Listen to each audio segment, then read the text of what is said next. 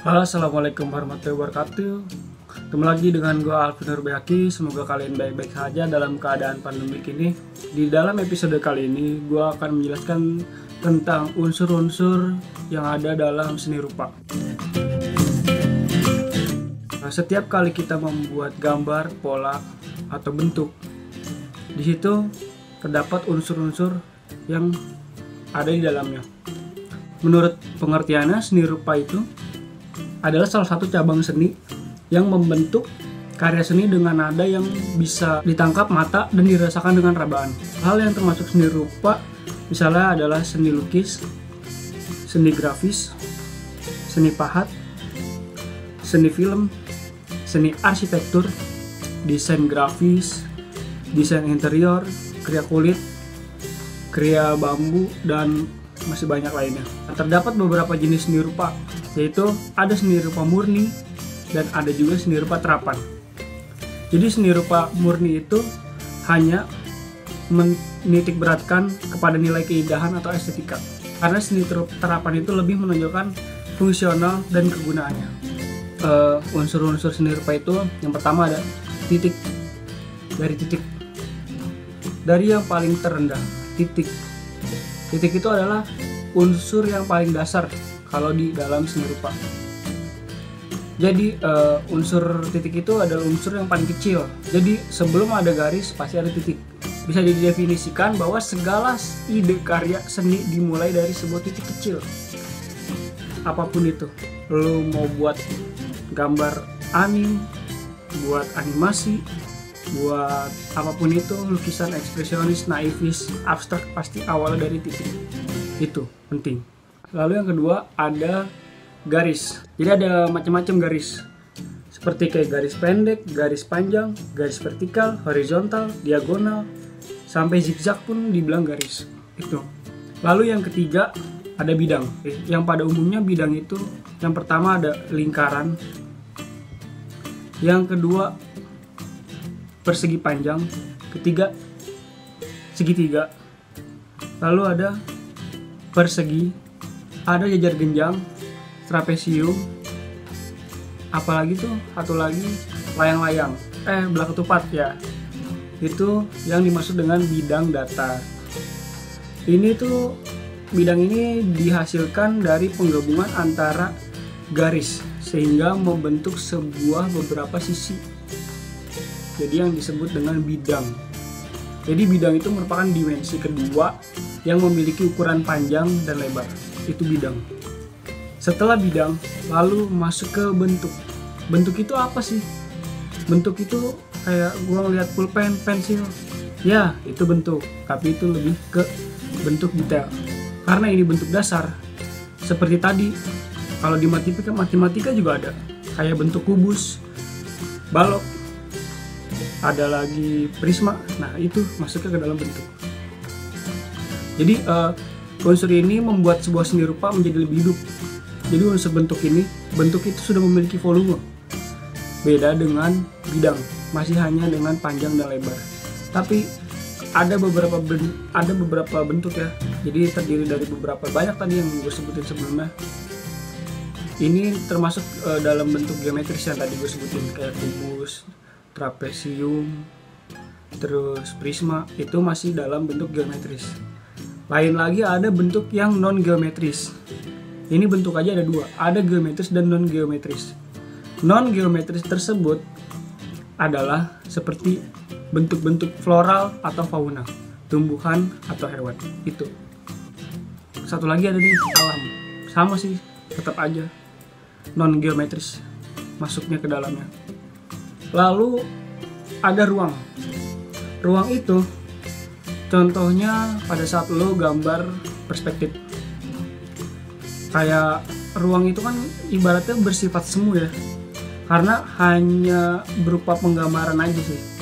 Sementara dalam karya 3 dimensi, ruang itu bersifat nyata dan dapat dirasakan. Kalau 3 dimensi, kayak lo lagi berada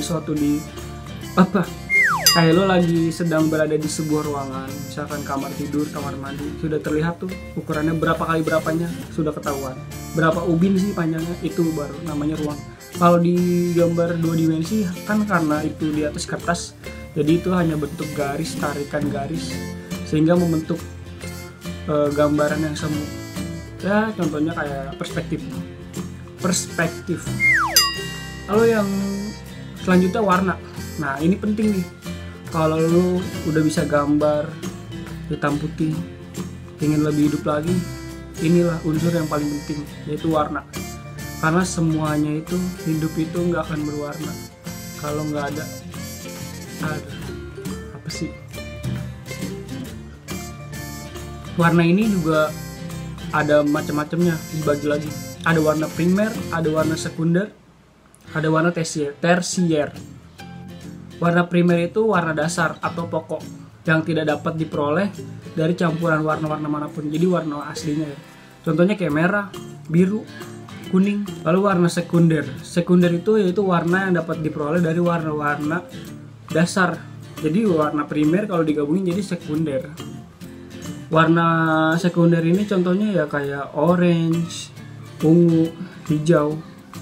Terakhir ada warna tersier. Warna tersier itu dihasilkan melalui pencampuran warna-warna sekunder atau sekunder. Yang bener yang mana ya? Udah pokoknya itu. Ada lagi nih sebenarnya dari 3 itu, tapi ini 2 ini tuh penting juga.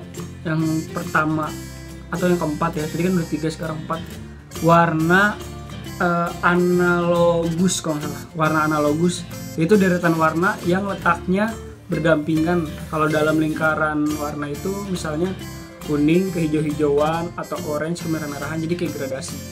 Nah itu dia. Lalu ada warna komplementer, yakni warna kontras yang letaknya berseberangan. Jadi misalkan merah biru, kuning dengan ungu, merah dengan hijau. Ya masih banyak lainnya contohnya. Itu tekstur ya. Tekstur ini salah satu unsur seni rupa 3 dimensi sebenarnya. Pengertiannya itu pada seni rupa adalah sifat dan keadaan permukaan bidang pada suatu karya. Ya kayak gini. Ini teksturnya apa? Dia kan glossy sifatnya, catnya. Itu nanti ada yang kalau kayu bagaimana, kalau plastik bagaimana. Jadi tiap benda itu tentu memiliki tekstur yang berbeda. Antara ini sama ini beda, kayu sama ini lebih ke plastik sih, mainan beda. Jadi meski ada juga yang hampir sama, tapi tekstur itu terdiri di atas 2 jenis, yaitu ada tekstur nyata dan tekstur semu. Lalu yang terakhir ada gelap terang. Ini nih, kalau lu gambar tapi nggak ada bayangannya, seakan-akan tuh lu kayak hidup di mana gitu. Kalau ada bayangan kan kayak seolah-olah gambar lu hidup. Unsur ini tuh bergantung terhadap cahaya. Kalau ada bayangan, ada cahaya. Kalau ada cahaya, pasti ada bayangan. Kayak gitu. Jadi gelap terang tuh diatur. Kayak ini gue cahaya dari lampu, gue jadi terang nih. Kalau ini nggak ada cahayanya, ditutup, gue gelap. Kayak gitu. Terus dalam karya 2 dimensi, kalau di dalam buat gambar lukisan, unsur gelap terang itu dibuat berdasarkan gradiensi dan pemilihan warna. Jadi warna-warna gelap, warna-warna terang, atau arsiran tebal, arsiran tipis. Nah itu kalau pakai pensil. Kalau pakai pensil warna, merah gelap, merah muda, merah tua. Nah seperti itu. Oke, demikian referensi. Ada 8 unsur ya semuanya. Mungkin kalau ada yang kurang jelas boleh kalian bisa searching di Google, lebih lengkap, lebih lebih baik. Karena kita belajar bukan hanya dari satu sumber, kita belajar dari segala sumber. Jadi pelukis-pelukis terkenal itu pasti juga mempelajari unsur-unsur ini. Jadi betapa pentingnya kita mengetahui unsur-unsur seni rupa. Oke, dari gua sekian gitu aja. Apabila ada salah-salah kata mohon dimaafkan karena kebenaran hanya datang dari Allah Subhanahu wa taala. Wabillahi taufiq wal hidayah. Wassalamualaikum warahmatullahi wabarakatuh. Dadah.